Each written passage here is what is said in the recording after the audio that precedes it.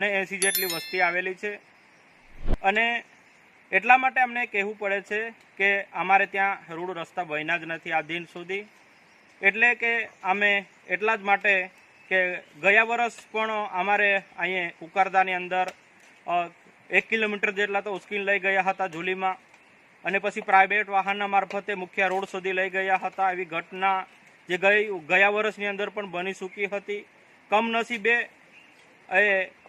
એમને કંઈક થયું તો નહોતું, પણ એ જ રીતે આ ફરી પણ એક બનાવ બન્યો હતો અને હમણાં પણ તાજી જ જે હમણાંનો એક કેસ છે અમારા ફળિયામાં જ। તો એ ફળિયામાં જે રસ્તા નથી અને ખાડા ખૂબીસ્યા છે અને ત્યાં કોઈ રોડ રસ્તાની વ્યવસ્થા જ નથી। કહેવાનો મતલબ કે આરોગ્યલક્ષી સેવા અહીંયા અમને કંઈક મળી શકતી નથી। ના તો 108 આવે છે, ના તો પ્રાઇવેટ વાહન આવી છે, કેવી પરિસ્થિતિ છે। તો અમે 108 તોય છતાં નહીં આવે, પણ પ્રાઇવેટ વાહન પણ ગમે તે હિસાબે અમારા ફળિયા સુધી પહોંચાડીશું એમ કરીને અમે ગામજનો થઈને બધા ભેગા થઈને આ જે રસ્તો બનાવવા માટે અમે આખા ફળિયાના લોકો ભેગા થઈને આ રસ્તો બનાવવા માટે અમે મજબૂર બન્યા છે।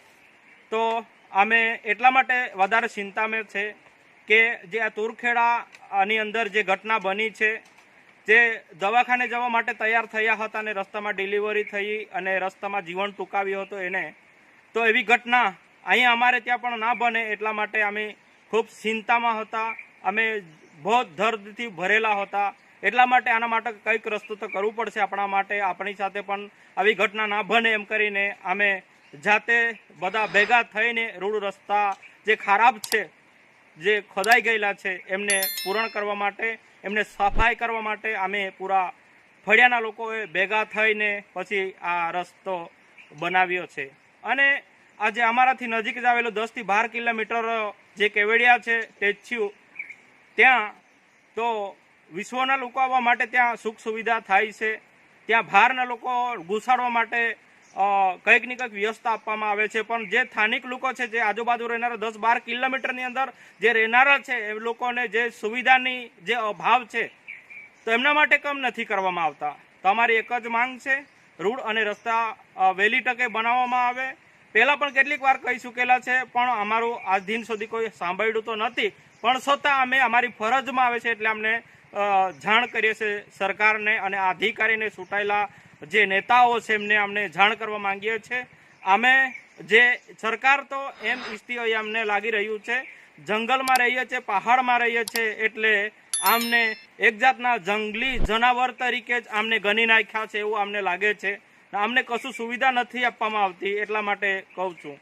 અને સબકા સાથ અને સબકા વિકાસ અને સબકા પ્રયાસ, શું આ છે સબકા સાથ અને સબકા વિકાસ અને સબકા પ્રયાસ? મેં અનેક વાર રજૂઆત કરી છે, પણ અમારું કોઈ સાંભળતું જ નથી। તો હવે હું કરીએ અમને કંઈ ખબર નથી, પણ જો આ સાંભળવામાં ના આવે, અન્ય કંઈ ઘટના બનશે, જો કંઈક મૃત્યુ થશે અને કંઈક મયત થશે, તો જે તે જવાબદારી અધિકારીઓ છે કે નેતાઓ છે, પરંતુ તેમના ઓફિસ પર જઈને મૂકીને આવીશું। જે પણ કરતા હોય તે એમના રીતે કરશે, પણ જે આગળ કદાચ દુર્ઘટના બનશે તો એમની જવાબદારી રહેશે। અને હાલની અંદર જે તુરખેડાની ઘટના બની છે, ત્યાં જે હાઈકોર્ટવાળા જે કંઈક કાર્યવાહી કરવામાં આવી છે એના માટે એવી શરમજનક જે અને દુઃખદાયક ઘટના કહી શકાય। ત્યાંની જે ઘટના બની છે એ ખરેખર નિંદનીય અને દુઃખ ઘટના છે, અને ત્યાં બનાવનો એવો અમારે ત્યાં પણ નહીં બને અને વહેલી તકે અમને આ રસ્તાને ઉપર ધ્યાન આપવામાં આવે। અને જે તે કરીને મેં તો એવું વિચારું છું કે કોઈક મરી જશે પછી જ આની પર ધ્યાન લે છે। કેટલીક વાર રજૂઆત કરી છે પણ કોઈ સાંભળવા તૈયાર નથી, તો અમે બીજું કંઈ કહી શકીએ એમ નથી। પણ જે કંઈક ઘટના બનશે જવાબદારી જે તે અધિકારી અને નેતાની રહે છે, એટલું જ કહીને મારી વાતને પૂરી કરું છું। હું ડોભીલ પિન્ટુભાઈ ઉકરદા। અમારા ડુકટા ફળિયાની અંદર મેઇન રોડથી 4 થી 5 કિલોમીટર જેટલું દૂર આવેલું છે અને એ ફળિયાની અંદર કશું સુખ સુવિધા છે જ નથી। 108ની સુવિધા તો છે પણ રસ્તા નથી, તો એ શું કામની?